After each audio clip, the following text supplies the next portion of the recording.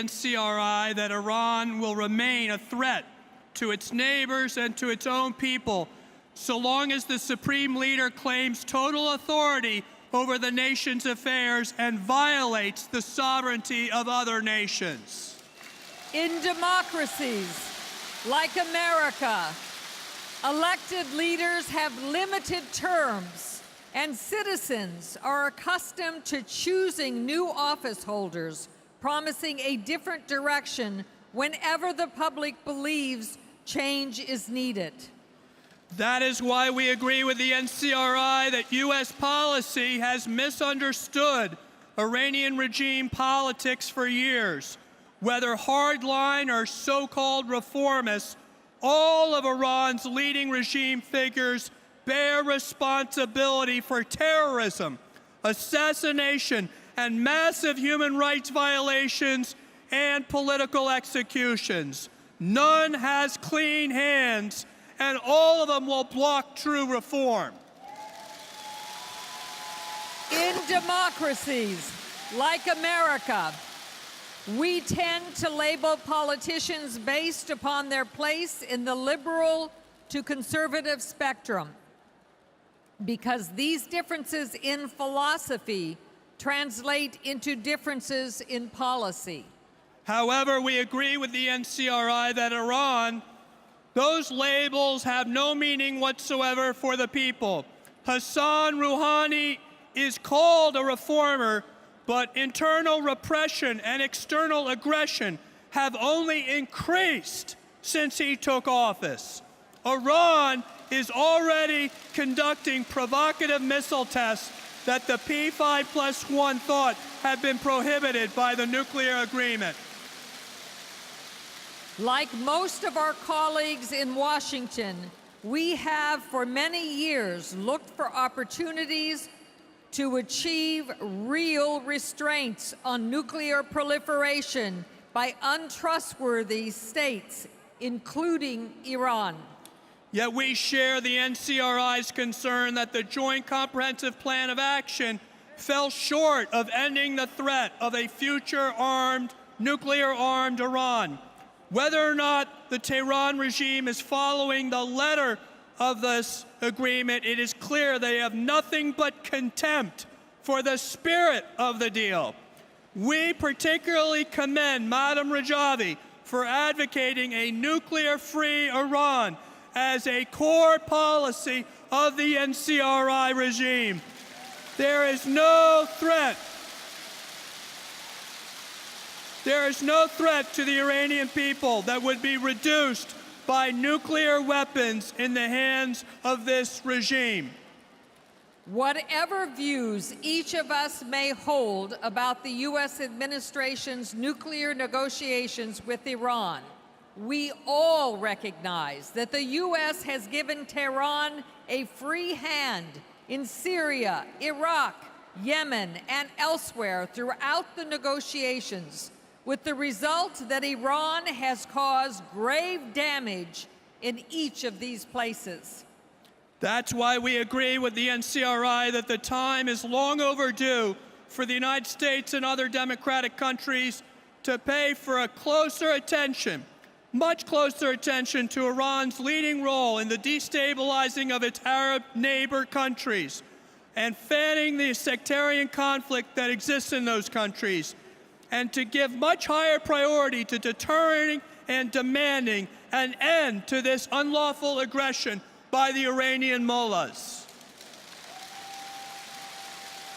In America,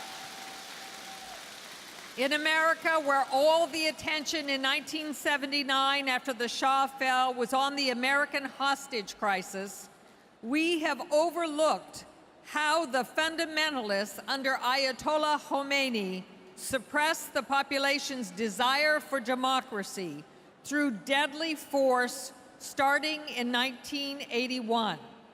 Had we understood the regime's total lack of popular legitimacy from its inception, we would have paid closer attention to the popular uprisings in Iran in 1999 and 2009, reflecting deep dissatisfaction with religious dictatorships.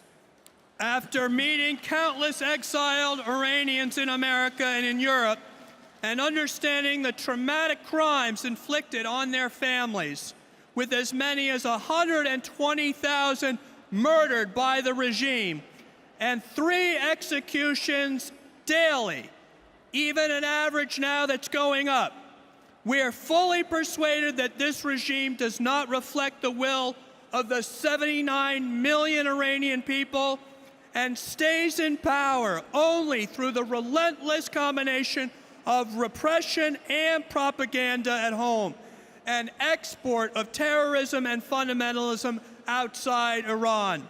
We agree that the Tehran's government is acting out of weakness and failure, not out of strength.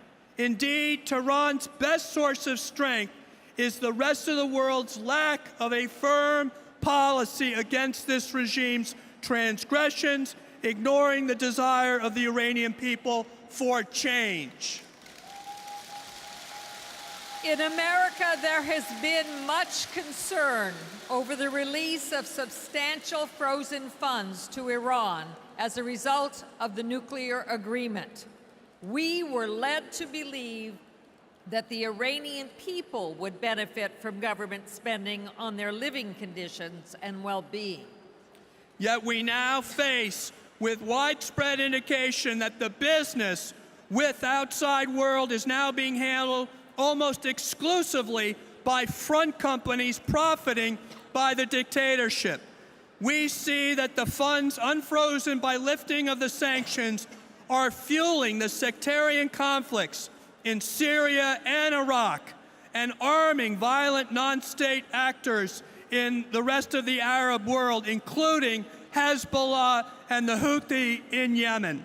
Average Iranian citizens are seeing no benefit from all the funds released to the regime. Again, the NCRI's warnings have borne out by the facts. Back in America, we, along with many members of Congress, have had the opportunity to meet Iranian Americans who actually know what happened to their relatives opposing dictatorships and corruption in Iran under the Shah and the mullahs. For decades, Washington has had a false and very misleading understanding about the Mujahideen-e-Khalq resistance group promoted by Iranian intelligence and propaganda. The true story of those in Iran brave enough to stand up to the dictatorship and repression is a story of heroism on behalf of a great civilization and 79 million Iranians trapped by a failed and desperate regime.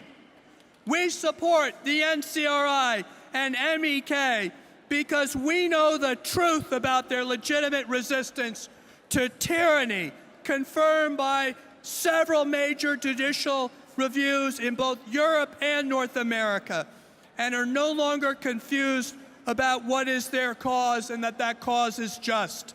Not one member of the MEK has ever been convicted of terrorism.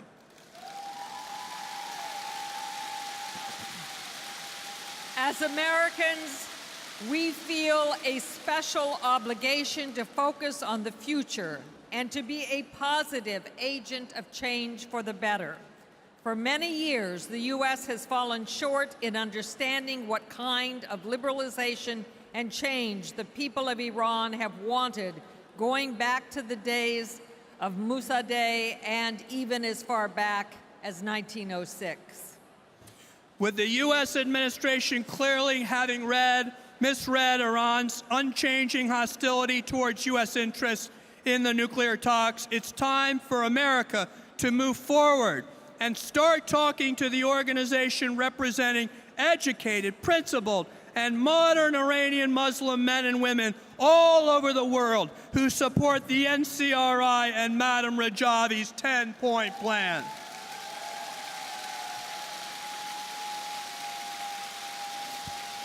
We therefore recommend that from now on, the United States should maintain an open channel of dialogue with the National Council of Resistance to benefit from these exiles' experience and their knowledge about the regime in Tehran. The regime is discredited, illegitimate, and in decline, and the people of Iran deserve to know that America understands their plight and respects their right to determine their own future free of oppression.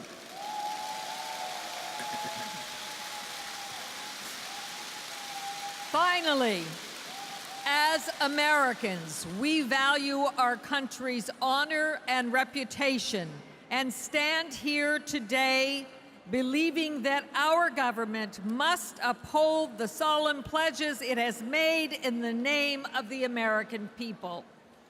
In this respect, we have all steadfastly demanded security for the residents of Camp Ashraf and now Camp Liberty. And we continuously reminding our government to uphold America's obligation to ensure protection of the residents. We ask the administration to take all necessary measures for their safety until the last residents leave Iraq.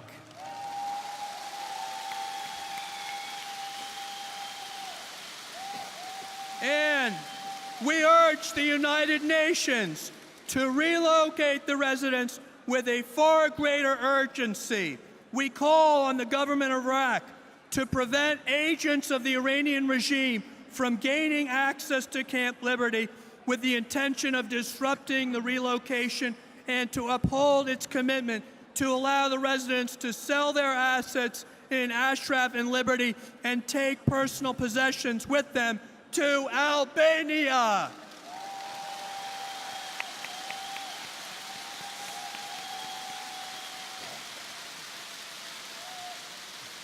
Our country and the United Nations have promised protection to the MEK members in Iraq, and yet in 7 attacks, many have been killed and wounded by Iraqi forces and militias acting on Iran's behalf.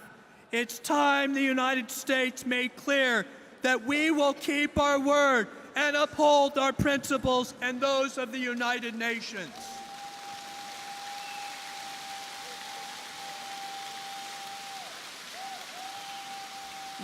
We are all honored to stand with this brave group of men and women from Ashraf and Liberty, whose promotion of a modern, educated, tolerant, and democratic form of Islam has never wavered in the face of lethal attacks. By offering a clear and legitimate alternative to Tehran's brutal and morally corrupt fundamentalism, the resistance has proven that bullets, rockets, prison cells, torture, and the hangman's noose are no match for the idealism of the Iranian people. We thank and salute all of you. We honor you. We got the names? I think we're all set. Thank you. Thank you. Thank you very much. We are not going to read you the names, but suffice it to say that every American who is here on this delegation has signed this, as well as those who could not be here.